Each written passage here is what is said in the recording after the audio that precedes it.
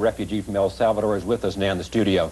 So is her husband, Los Angeles attorney Bruce Bowman. He's represented about 1,000 Salvadoran refugees applying for asylum. Our third guest is Eliott Abrams, the Assistant Secretary of State for Human Rights. Let me just turn to you, Alicia, if I can, and begin with the question that we might ask of many refugees from El Salvador, why you came to the United States. I came because of I was working in a base community, working with Bishop Romero, and my priest was assassinated, and one of the co-workers was tortured and killed. Why were they killed and assassinated and tortured? Because we were teaching people to read and write, and because we would help the poor community to collect food and clothing.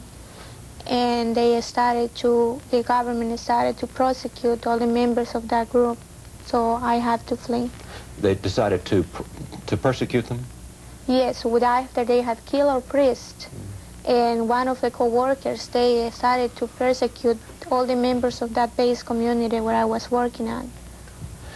Bruce, as you listen to this story, you have talked to and heard the stories of a lot of refugees from El Salvador. Is this the typical story that you hear, people fleeing that small country because they feared some kind of physical danger from the government? Yes, I've assisted at least 1,000 refugees in preparing asylum applications. That means I've talked to them in depth, at least for an hour, 2 hours, 3 hours each one. And all of them have some fear of retribution from the government, either indiscriminate retribution or specifically at them. And the level of fear can be all the way to extreme terror.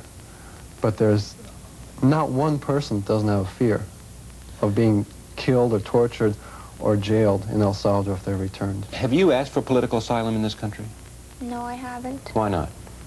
Because I was afraid to give my information to the immigration services. Do most of the refugees ask for political asylum? No, very, very few of them do. In fact, I counsel people to not apply for asylum unless they've been arrested, because the likelihood of obtaining asylum is so slim. It's about 4% for Salvadorans. So it's like turning themselves in. So what's your complaint then against this government and the way and its receptivity to Salvadorian refugees? What do you expect from the government if you're not asking them for asylum? We are asking them for asylum, but the fact is that asylum is not being given. And the complaint really runs into about 3 areas. One is Immigration and Naturalization Service, INS, tactics against Salvadoran refugees, which have been held by federal courts to be systematic abuse of the rights of Salvadoran refugees. The second is that only 4% of Salvadoran refugees approximately are receiving asylum, when in fact the applications should be running at much higher rate. And third, because of the extreme dangerous conditions in El Salvador, the extreme disruption of public services and danger of war and possible victimization of all these people should be given extended voluntary departure, as has been given to about 12 other nationalities in the last 20 years or so. Let's stay with asylum first. What's the response of the State Department? You have to go back to about 1970, when there were somewhere between 250,000 and 500,000 Salvadorans here then. It's not a period of violence or great strife in El Salvador. El Salvador is the most densely populated country in the Western Hemisphere. It has a phenomenal birth rate. And so people leave to try to come to the United States for economic opportunity. Mexicans do it too. Haitians do it too. Now, some portion of the people coming from El Salvador are economic migrants, and some portion are refugees, political refugees. And it's our job to figure out which is which. It is just not the case that the vast majority have been political refugees. What percentage, then, would you say, well, are people that have a legitimate fear of their life being in danger because of their political activity or their social activity in El Salvador? What percentage of those refugees have a legitimate right to apply for political asylum?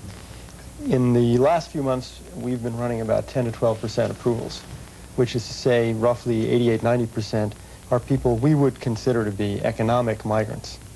Listening to Alicia's story, would she be a candidate for political asylum if she requested? On the basis of what she's just said, I would have to go back and ask for more information. If we received that application, we'd probably say to the Immigration Service, go back and get some more, because there may be something there, but it doesn't fully state a claim for asylum. What more do you need from her? Well, you need, the key concept in asylum is targeting. That is, it's not enough to claim that, you know, it's a bad country or there's a lot of violence or there's a lot of poverty. You want a written proof that I have been persecuted? You want a sign from the government that says that I have been persecuted and that they killed my priest? No, we need to know. We cannot get that kind of proof in El Salvador. That's what is so unfair here, that they say that there is not enough evidence for you that you have been persecuted, therefore you're not eligible to get asylum. And you know, in El Salvador, we cannot even, at this time and when I live, we could not even read the papers and make a clipping, because for that reason, even for having the Bible, it was considered subversive and you could be killed. So it seems to me that the State Department is asking for a written proof that you have been persecuted and that your father was killed by the government. How is the government going to give you a proof? We're not asking for written proof, and certainly not from the government. What are you asking for? Give me a sort of minimum requirement, just taking one specific case. Someone who says, my priest was killed, the family next door was killed. What do you expect from me? The government is not going to tell you that, yes, if she comes back, or death squads are not going to put a sign on her saying if she comes back with... Well, let me make it very clear. We never, ever disclose to any government, El Salvador or any other, that there's been an asylum application made. Never.